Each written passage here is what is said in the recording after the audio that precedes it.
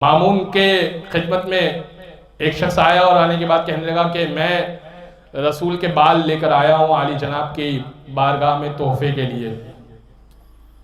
रसूल अल्लाह के बाल लेकर आया हूँ। आज भी हमारे कराची में ज़ियारत करवाई जाती है मुँह मुबारक के नाम से।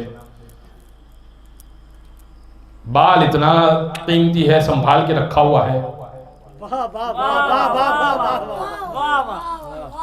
तो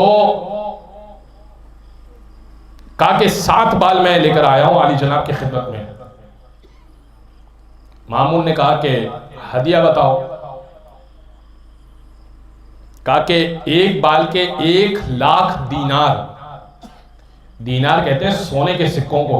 1,00,000 दीनार एक ह्यूज अमाउंट है, बड़ी अमाउंट है। खैर उसको कौन सा अपने पास से देना था, चुराया हुआ माल था। तो उसने कहा ठीक है मैं रसूल के बाल ये खरीद लूंगा। 7,00,000 दीनार के बाल उसने खरीद लिए, 7 बाल खरीद लिए। अब खरीद तो लिए, लेकिन अब पता कैसे चले कि ये रसूल के बाल हैं या नहीं है। मौला रजा को दरबार में बुलाया गया।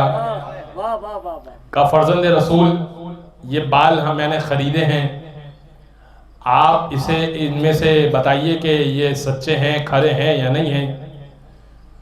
मौला ने 3 एक तरफ किए, 4 एक तरफ किए। कहा ये 3 अल्लाह के रसूल के नहीं हैं। बालों की बात कर रहा हूं, मैं बालों की बात कर रहा हूं। कहा ये 3 अल्लाह के रसूल के नहीं हैं। कहा ये 4 बाल अल्लाह के रसूल के हैं। कहा आप दलील भी दे दीजिए। का दलील इसकी यह है कि अगर आग में डाला जाए और बाल जल जाए तो बाल रसूल का नहीं है, किसी और का है। और अगर आग बुझ जाए और बाल दमकने लगे, चमकने लगे, तो ये बाल रसूल अल्लाह का बाल है। इसलिए कि नबी के बाल पर आग हराम हुआ करती है। हारून ने कहा, मामून ने कहा कि ठीक है। एक अंगीठी मंगाई, 3 बालों को पहले डाला, जल के खत्म हो गए। 4 बालों को एक साथ डाला, आग बुझ गई, सोने की मानिंद दमकने लगे। मौला ने कहा यही हकीकत है और यही अल्लाह के रसूल के सच्चे बाल हैं।